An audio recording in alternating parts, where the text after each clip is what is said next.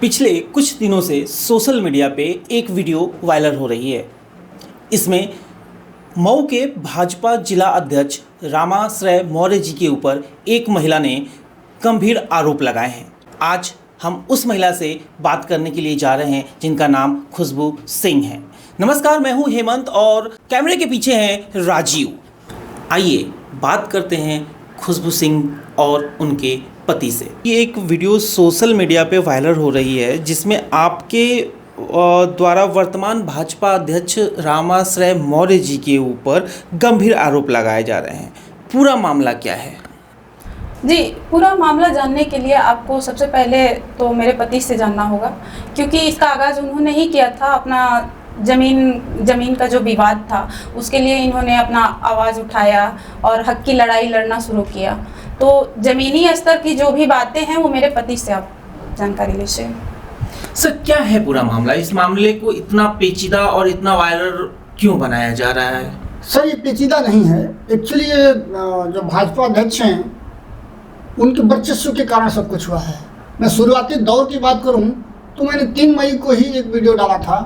अगर आप हमारे सोशल मीडिया अकाउंट को देखेंगे तो 3 मई के अकाउंट में एक इंडिकेशन दिया गया था कि ये ज़मीन विवादित है और इसमें माननीय न्यायालय में मुकदमा चल रहा है।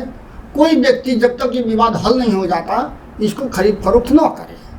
और मैंने शब्द इस्तेमाल किया था कि मुझे अंदेशा है कि इसमें मंडलाध्यक्ष और अध्यक्ष शामिल हैं।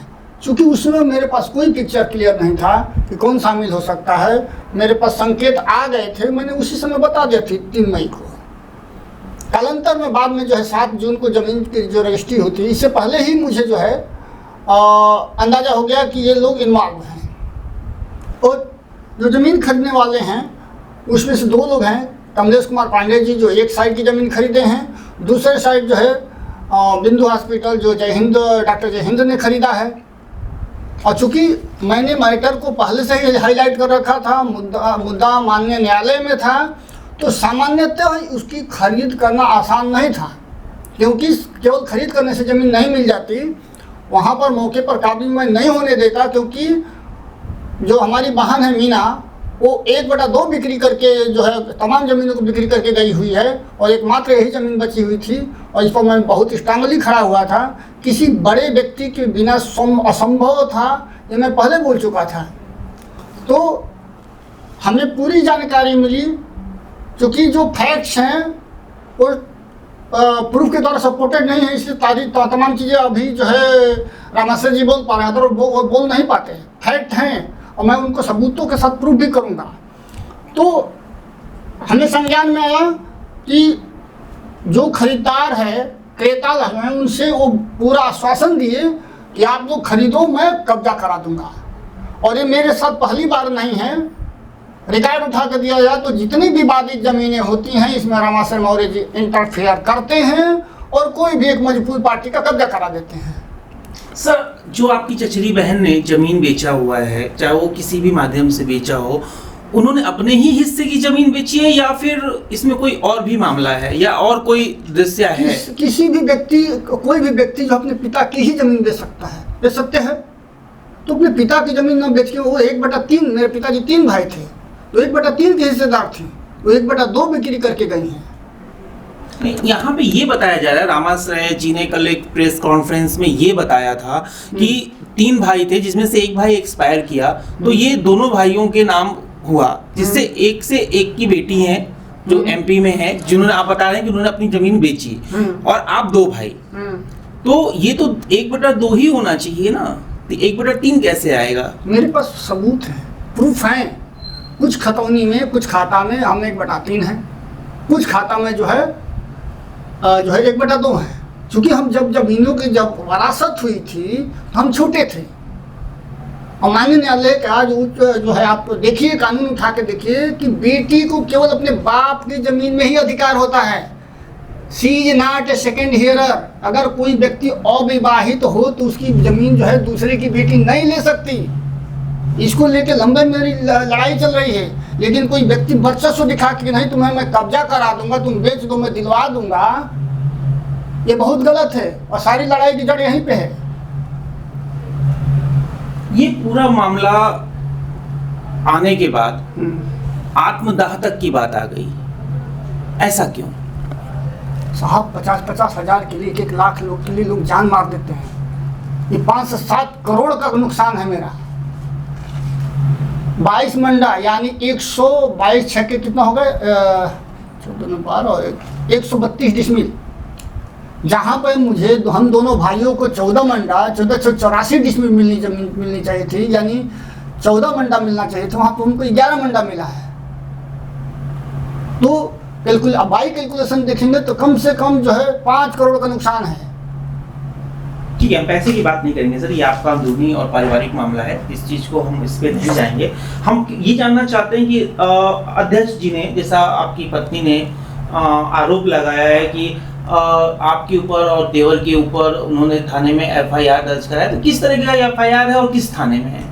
मैंने सोशल मीडिया पर चलाया है, आपको भी पता है, सबके पास मेरे व्यूअर्स वीडियो हैं। क्या आप, मैं रामेश्वर मौर्य जी से पूछना चाहता हूँ, क्या एक फोटो, एक वीडियो, एक कोई वक्तव्य मेरे भाई का दिखा सकते हैं? मेरे भाई को तो पहचान भी नहीं पाएंगे, उसके ऊपर FIR क्यों है? मैं तो बोला, मैं शुरू से बोला कि जो भी जमीन में पड़ेगा मैं उसको इसका स्ट्रांगली लड़ूंगा। मेरे 3 मई का वीडियो है, those who involve in my land I will fight, और मैं फाइट कर रहा हूँ। तब मैं नाम नहीं लिया था, मैं बोला कि तब मैं नाम भी लूंगा अगर मुझे जानकारी होगी तो।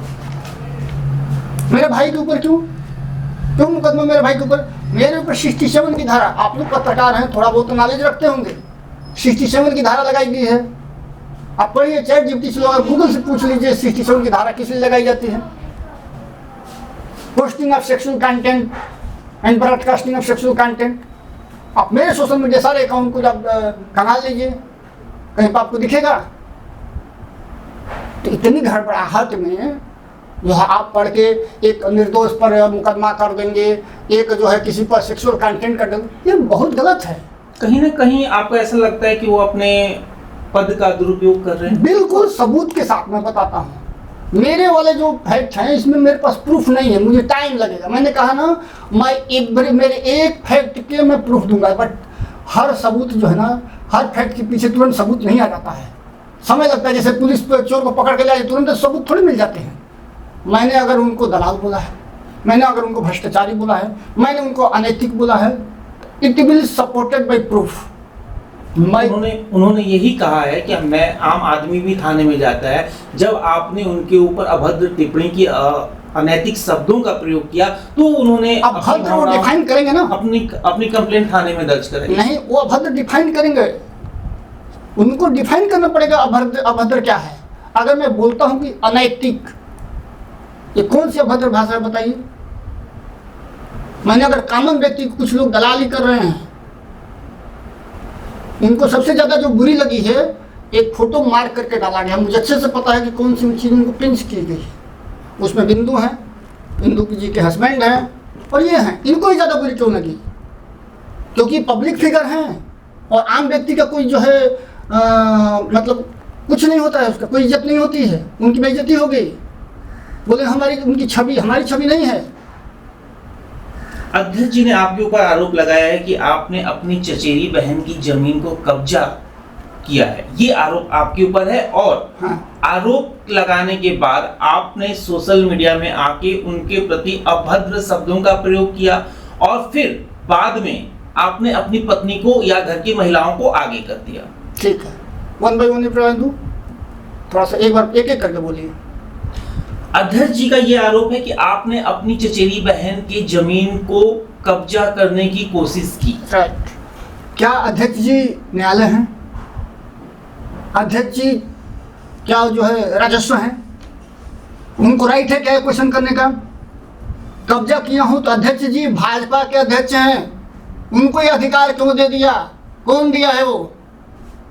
अगर मैं कब्जा जो है कर रहा हूं, मैं हक की बात कर रहा हूं, ये कौन निर्धारित करने वाले हैं कि अध्यक्ष जी? अध्यक्ष जी नहीं है, वो राजस्व नहीं है, वो न्यायालय नहीं है, वो निर्धारित नहीं करेंगे कौन कब्जा कर रहा है, कौन ले रहा है। उनका सवाल ही गलत है।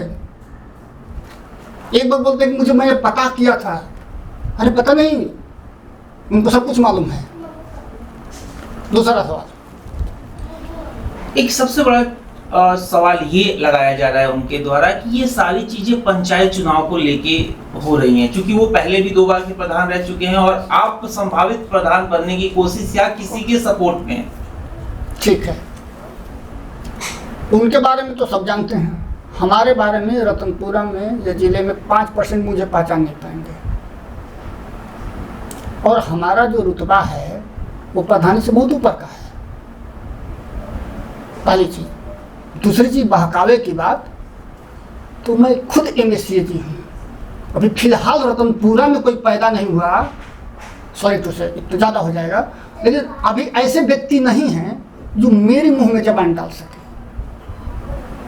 मैं इंग्लिश में भी बात करता हूँ, हिंदी में बात करता हूँ, 7 भाषाओं का नॉलेज रखता हूँ। तो ये चीज़ मतलब मैं अपने हक की लड़ाई लड़ूँ, ये प्रधानी टुटपुंजिया वाली बात न की जाए, ये सब बेकार की बातें हैं। मैं अभी जो लड़ाई मेरी चली है 15 दिन, 20 दिन, 2 महीने, 6 महीने ये चलेगी, उसके बाद माननीय अदालत से मुकदमे चलेगा, 20 साल चलेगा, मैं उड़ीसा चला जाऊँगा। क्या प्रधानी की बात कर, मैं तो कभी वोट भी नहीं देता। ये सब बेसलेस बातें हैं। बहन की जमीन के कब्जे के विषय में आप क्या कहेंगे? पहली बात, उनके अधिकार क्षेत्र से बाहर है। अगर आप उनसे पूछ रहे, उनकी ओर से पूछ रहे हैं तो मैं गलत बोलता हूँ। ये उनके अधिकार क्षेत्र से बाहर। मैं उन्होंने जो अपनी बात प्रेस कॉन्फ्रेंस में रखी, मैं उन बातों को आपके समझ, तो मैं बोलता हूँ कि they don't have right to ask this questions, क्योंकि वो न्यायालय। हाँ या ना? हाँ या ना? नहीं, कब्जे नहीं है। मैं तो अपना 1/3 चाहिए मुझे। वो इनके वर्चस्व के कारण मेरी जमीन बेच के गई है, विकास अब इनके वर्चस्व के कारण वो बिक्री करके चली गई। और किसी की हिम्मत नहीं, मैं अभी भी ललकार रहा हूँ कि जो खरीदा है वो नहीं कब्जा कर पाता। आपके गांव में शायद कोई बुढ़वा बाबा का मंदिर है, उन्होंने कहा कि मैं कसम खाने के लिए तैयार हूँ, मैं अपने सर पे अपनी माँ का कसम खा के कह रहा हूँ कि मैं सही हूँ। ठीक है, मैं उनसे पूछता हूँ, आप भी, अगर आप भी सही हैं तो आइए कसम खाइए बुढ़वा बाबा के मंदिर में। तो ये बात किससे बोले हैं? प्रेस कॉन्फ्रेंस में बोला है। नहीं, किससे बोले हैं? प्रेस से बोला है, मीडिया में बोला है। मीडिया में तो उन्होंने एक सेकंड मैं बिट टू बिट रिप्लाई दूंगा। आप सोचते हैं कि FIR डाल के थाने में 3 घंटा करके SDM के पास 20 बार फोन करके और उसके बाद कहेंगे कि हम कसम खाने को तैयार हैं?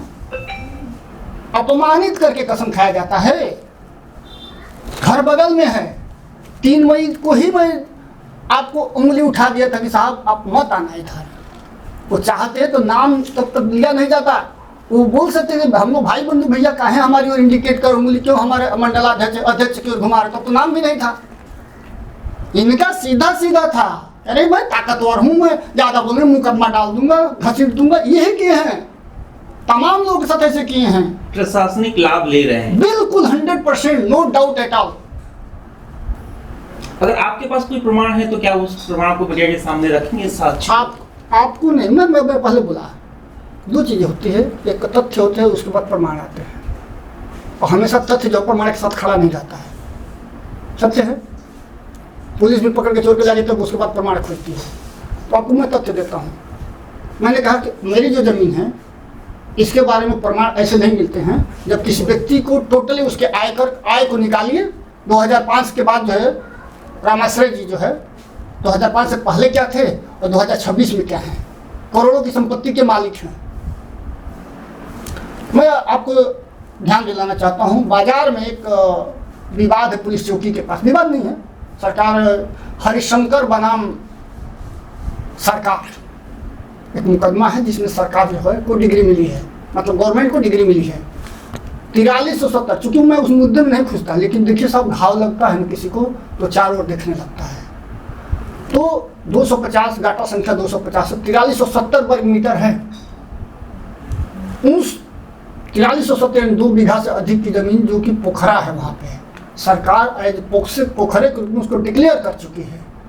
लेकिन इनके वर्चस्व के कारण वहाँ पे बड़ी बड़ी मकान बनी है, बिंदु हॉस्पिटल बनी। ये बोल रहे हैं ना कि बिंदु हॉस्पिटल के साथ मेरे क्या संबंध हैं, तो मैं बोलता हूँ कि 7 जून को मेरी जो है रजिस्ट्री हुई है। इनका 1 सप्ताह 15 दिन का इनका लोकेशन चेक कराया जाए कि कहाँ थे। ये कह रहे हैं कि इन्वॉल्व नहीं है ना, सरकार फैक्ट निकाले, हम ही सबूत दें, हम ही फैक्ट में बताएं कहाँ थे, इनका निकाला जाए। बड़ी से बड़ी बिल्डिंग किसके वर्चस्व पे बनी हुई है? अवैध जमीन पे बनी हुई हैं। 4370 वर्ग मीटर, इनके साथ बड़े बड़े बैनर लगे, जिनकी मकान बनी हुई है उनके साथ बड़े बड़े बैनर लोग खड़े हैं। मैं इसलिए इनको अनैतिक बोला। उन्होंने इस सब पे कहा कि हम आपके खिलाफ यदि आप माफी नहीं मांगते हैं तो मैं मानहानि का दावा करूंगा। कौन? अध्यक्ष जी ने आपको कहा है कि अगर 2 से 4 दिनों में आप ये मामले को खत्म नहीं करते और माफी नहीं मांगते हैं तो मैं आपके ऊपर मानहानि का दावा करूंगा। अब तुम मुकदमा कर चुके, FIR डाल चुके, हम तो यहाँ हमारे वीडियो देखिए, हम तो मरने को तैयार हैं। हमने कहा कि अपनी पूरी ताकत का इस्तेमाल करिए, आपने किया है। सैकड़ों लोग रतनपुरा ब्लॉक में सैकड़ों लोग पे इन्होंने FIR किया, सबको दबा दिया है। 100 के बाद 101 वाला दबने को तैयार नहीं है। मानहानि क्या, उनको जो समझ में आया करे, हम चुप थोड़े बैठेंगे। एक मानवाधिकार को जा रहे हैं, हम DGM के पास जा रहे हैं, हमको पता है कि DM तक हमारे टर्न सब, हम मोदी जी से योगी जी से मिलने जा रहे हैं, चुप थोड़े बैठेंगे।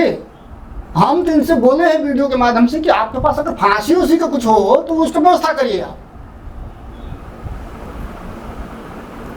हम अपने शब्दों से पीछे नहीं। हमारा अपमान हुआ है, अपमान हमारा हुआ है, उनका नहीं।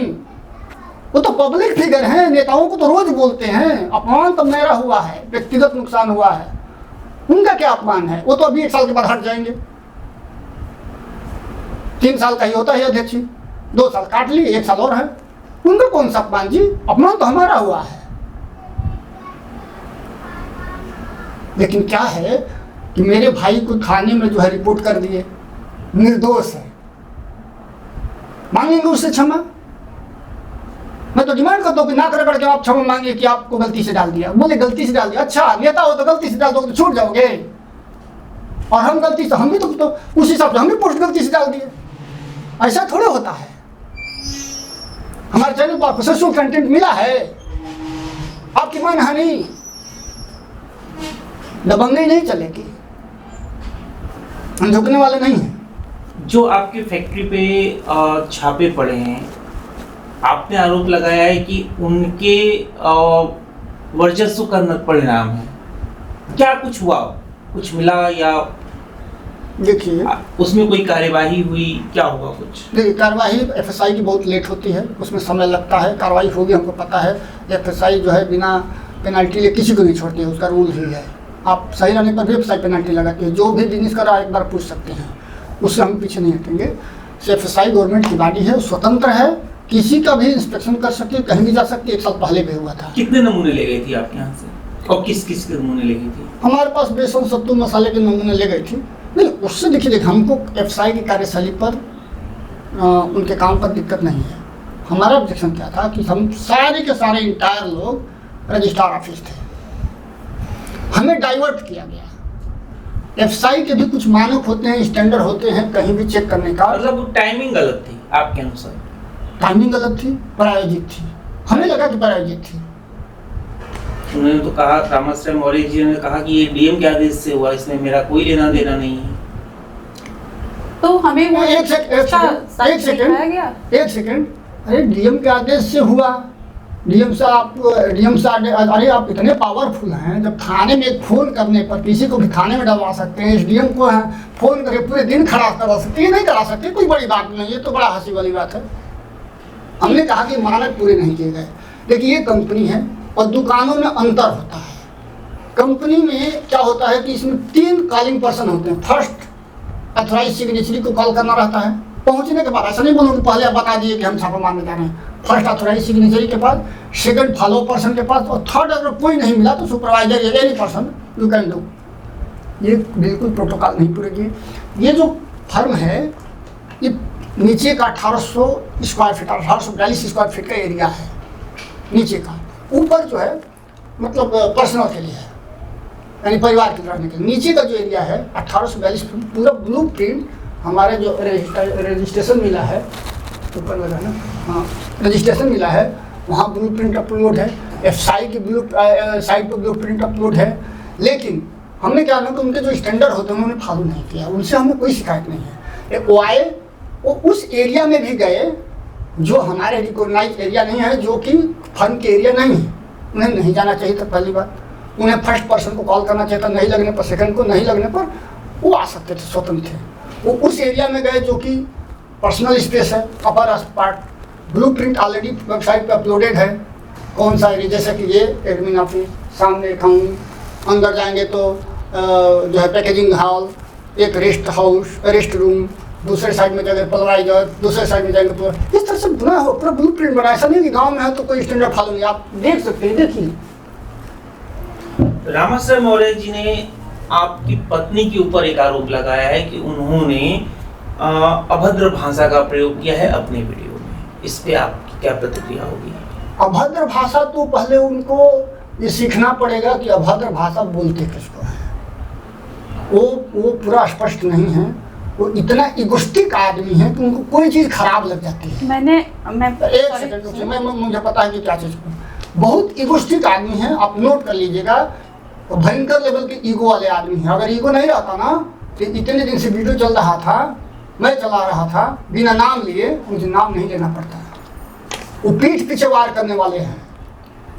नहीं सर, मैं उनसे पूछना चाहूँगी कि मैंने उनके प्रति कौन सी अभद्र भाषा का प्रयोग किया है?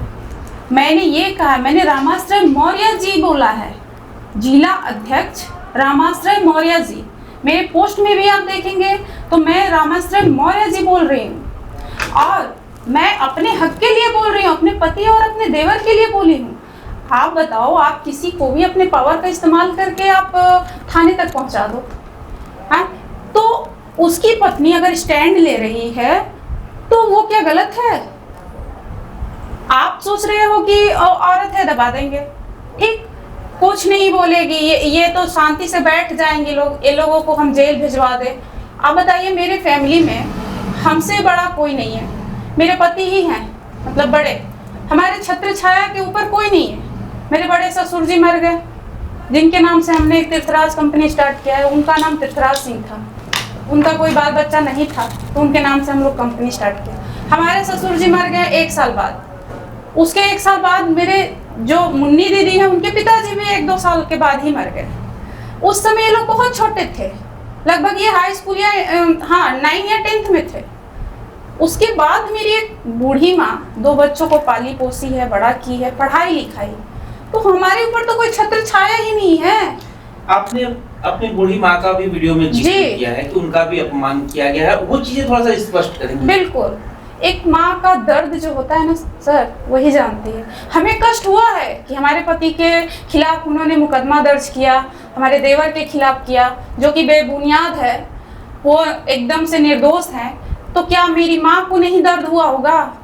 जिस माँ ने अपने बच्चे को MSCAG कराया, गरीबी में कैसे कैसे की होंगी, वो जानती हैं। उस चीज़ को मैं महसूस करती हूँ, एज ए बहू मैं वो रिस्पॉन्सिबिलिटी निभाती हूँ। तो मैं देख रही हूँ कि 15 दिन से वो लगातार फ्रस्ट्रेशन में रात भर वो चलती हैं। आप देख के जाइएगा उनकी स्थिति। वो बोलती नहीं है, बहुत कम बोलेंगी, लेकिन उनको फील ऐसा हुआ है, इतना दर्द मिला है इस चीज़ों से।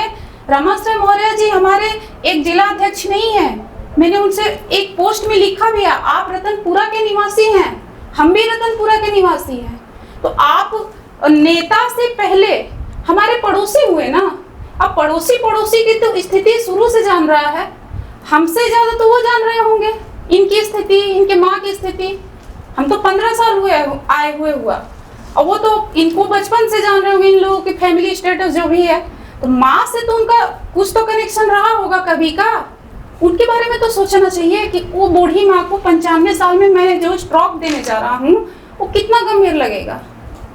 आप अपने पद प्रतिष्ठा का गलत इस्तेमाल करके किसी के ऊपर एलिगेशन लगा के और उसको नस्ता नाबूद करने पे उतारू हो जाओ, ये सही है क्या? नहीं है। मैं इसीलिए स्टैंड ली हूँ। आज मैं अगर स्टैंड ना लूँ तो आप बताइए, मेरे ऊपर कोई नहीं है, मेरे पति और देवर ही सब कुछ हैं, और उनको भी आप गलत धाराओं में लगा के जेल भिजवा दीजिए, तो फिर हमारा कौन होगा? हम महिलाओं का जो भी फर्म है ऊपर, उसमें भी बहुत सारी चीज़ें प्रायोजित तरीके से जो चीज़ें हुआ है, मैंने उसको रिवील भी किया है। तो एक औरत की फ्रस्ट्रेशन को आप समझिए, उसको कहाँ कहाँ गिराया गया। फर्म से गिराया गया, जमीन से गिराया गया, मानसिक तनाव दिया गया, उसको आर्थिक स्थिति खराब करने की कोशिश की गई। हम लोग लगातार 15 दिन से केवल न्यायालय जा रहे हैं। अब आप बताइए कि क्या मैं गलत हूँ? मैं अपने हक और अधिकार के लिए नहीं लड़ूंगी? मेरे लिए तो कोई नहीं है। पहले तो मैं स्टैंड लूंगी ना। अब मैं लाचार बैठ के उनसे जाके अरे रामाश्रय मौर्य जी प्लीज माफ कर दीजिए, हमारे पति और देवर के ऊपर रहम कर दीजिए, मैं ऐसी नहीं हूँ। मैं स्टैंड लेने वालों में से हूँ। मैं गाँव में दबी कुचली, मैंने अपनी वीडियो में बोला है कि ऐसा मत समझिएगा हमको। मैं पढ़ाई की हूँ, मैं पढ़ी लिखी हूँ, तो वो तो कुछ तो स्टैंड ले सकती हूँ ना। दबाया उसको जाता है जो अनपढ़ गंवार होता है, जिसको कुछ नॉलेज नहीं होता है। इसीलिए मैंने ये सारी चीजें कहा है। अब वो बोल रहे हैं कि हमें अभद्र भाषा का प्रयोग की है, तो वो दिखाएं उनके वीडियो में, हमारे वीडियो में कहाँ अभद्र भाषा, उनको कहाँ गाली दिए हैं, कहाँ कुछ बोले हैं। हमने उन्हीं पे, उनकी बातों को ही हमने कहा है कि आप बहुत ज्यादा हो गया, आप कंट्रोल से बाहर हो रहा है। जब उन्होंने मुकदमा दर्ज करा दिया तब मेरा पारा गर्म हुआ, नहीं तो इससे पहले तो मैं नहीं थी। जो भी चीजें चल रही थी मेरे पति के द्वारा फेसबुक पे पोस्ट डाला जा रहा था, तो उस बीच में तो मैं नहीं थी। लेकिन हाँ, मुकदमे से पहले मुझे अंदेशा हो गया था। अंदेशा क्या, एक दो बाजार में जब हम लोग जाते हैं तो इन लोगों को, कुछ लोगों के द्वारा धमकी भी मिला कि हम आपको मरवा देंगे, तो हम आपके ऊपर मुकदमा दर्ज करा देंगे। मैंने वीडियो के माध्यम से ये गुहार लगाया था प्रशासन से कि हमारे पति और देवर के ऊपर इस तरह का बाजार में अफवाह फैलाया जा रहा है या बोला जा रहा है, प्रशासन हमारा वो करे, रक्षा करे, सुरक्षा करे। लेकिन हमारे ऊपर एक्शन ले लिया गया उल्टे। ये तो अपनी ही जाल में अपने फंस गए। आप जनप्रतिनिधि हैं, सबके लिए आपकी जो सोच है वो बराबर होनी चाहिए ना। और सबसे पहले आप हमारे पड़ोसी हैं, आपको लगा कि आपका जो छवि है वो खराब हो रहा है, तो आप हमसे ऐसे मिल सकते हो, बोल सकते हो, अरे खुशबू जी ये सब क्या चल रहा है, मैं इसमें इन्वॉल्व नहीं हूँ। लेकिन आप अपने वर्चस्व का ही तो इस्तेमाल किए हो, अपने ही घर में अपने ही लोगों पे मुकदमा दर्ज करा दिए, जिनके साथ आपको रहना है, चलना है, और बोल रहे हो कि आप लड़की है तो उसका अधिकार नहीं है। आप किसी के घर का जमीनी विवाद को या जो भी चीजें है उसको डिसाइड कैसे कर सकते हो भाई? और सिंगल क्यों?